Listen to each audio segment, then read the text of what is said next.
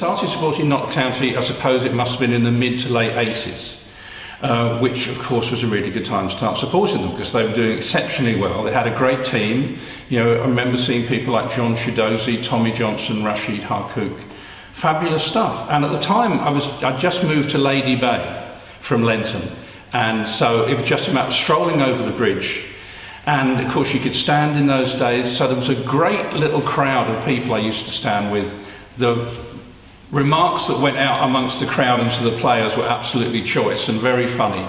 And so I just got involved from that point on. And, you know, like a lot of these things, when you start watching a team that you feel at home with, and they're doing well, that's the kind of perfect combination.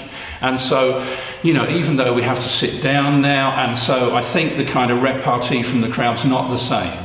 And the team, sadly, are not doing quite as well as they did in those days. Yeah, I'm still a fan.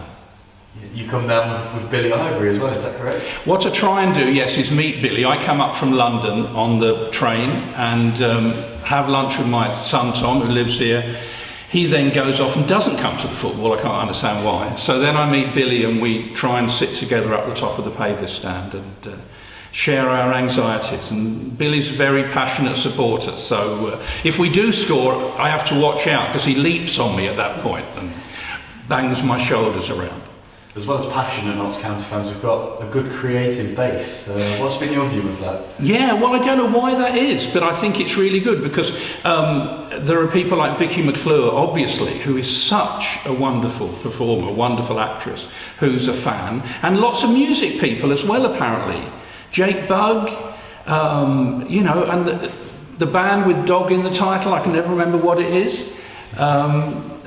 Anyway, there's a lot of people like that who, you know, support County, and I think it's partly for the atmosphere, and I think it's partly that, and I shouldn't be saying this really, but there's a thing about supporting the underdog, which at the moment, you know, County are in terms of Forest and so on. So I think that's another attraction perhaps for creative people, that it gives them something else to think about. Tell us a little bit about your books and how you got started writing books and how it's blossomed and how you've integrated Nottingham into your work. I started writing the Charlie Resnick novels in Nottingham after I'd worked on a series for Central Television called Hard Cases, which was about probation service. And we filmed that on the streets in and around Nottingham, and I thought that was I was living here at the time, I thought what a really good thing to do to try and have a crime series set in Nottingham, because at the time there wasn't one, but obviously a tradition of writers in Nottingham like Alan Sillitoe, Saturday Night, Sunday Morning and so on. So I thought that would be a really good thing to do, to set it in Nottingham. And then I thought of the kind of person I'd like my detective Charlie Resnick to be. So I thought, well, I'll give him two of my main passions, which he listens to jazz and he goes to watch Notts County. And again, I'm afraid that's because he's a bit of a supporter of the underdog. So he's a Notts County supporter, and that was really the beginning of those two things, to make him a kind of real Nottingham person.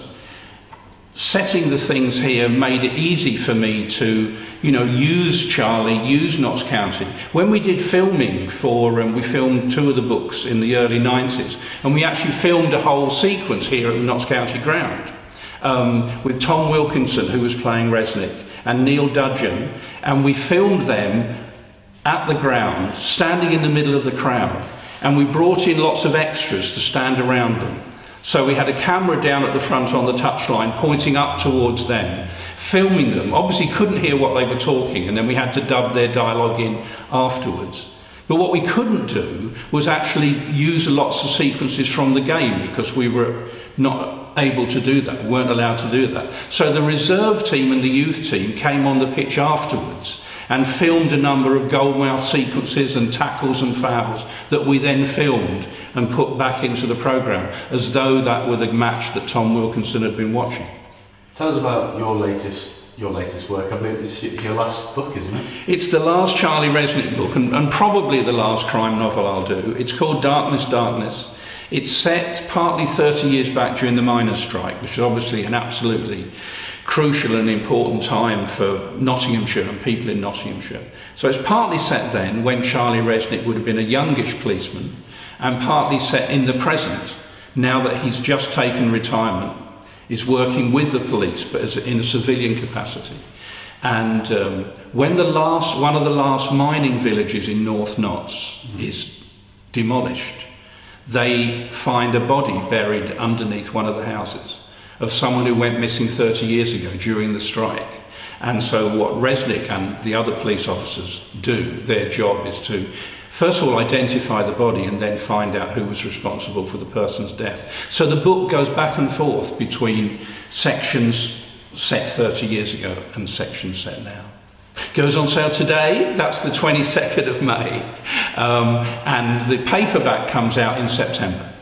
And I believe you've got another piece of work in the works that relates to Notts County again. Absolutely. I was asked to contribute to a collection of short stories called Ox Crimes, all the money of which goes to Oxfam. So there are 27 different crime writers have got stories in there. And my story is called Not Tommy Johnson.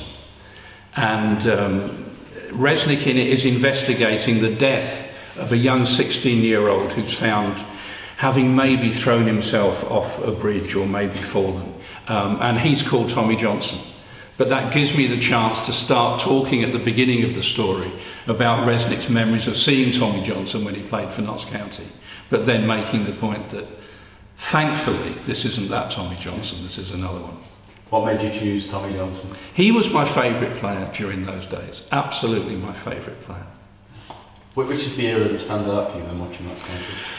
Well, it's difficult to say. I think the time when I started watching them, and they had that team with Johnson and Harcookin, is probably still my favourite team, a favourite period, because they were doing so well and they had such really good players, and because I really enjoyed being able to stand and watch, and you know, that kind of atmosphere that was there at the time. And although the atmosphere at games is really good now, I don't think it's quite the same with everybody seated as it used to be. Just finally, really, what's made you stand up to the bench? I've always thought I should support the club in as many ways as I can, and I've always, you know, buying a season ticket for me is something that I just think not only I want to do, but I should do. I mean, let's face it, I've used Notts County, if you like, in the books, and sometimes, you know, not been totally charitable about them if Resnick's been to see a game where they've played pretty badly. So I think it's a matter of giving back something for me, you know, because as I say, I've kind of made hay with them in the book sometimes. So yeah, it's a way of making sure I come more times than I probably would if I didn't have a season ticket, but also giving something back to the club financially. And what are you hoping for in the new season? That Alan Smith doesn't get injured. That you know, the Notts County who pass the ball around quickly, move it out to the wings, bring it across the centre, are the team that are out on the pitch, as opposed to the team you occasionally see who tend to panic a bit, hoof it up in the air, and sometimes forget about the nicer things of football.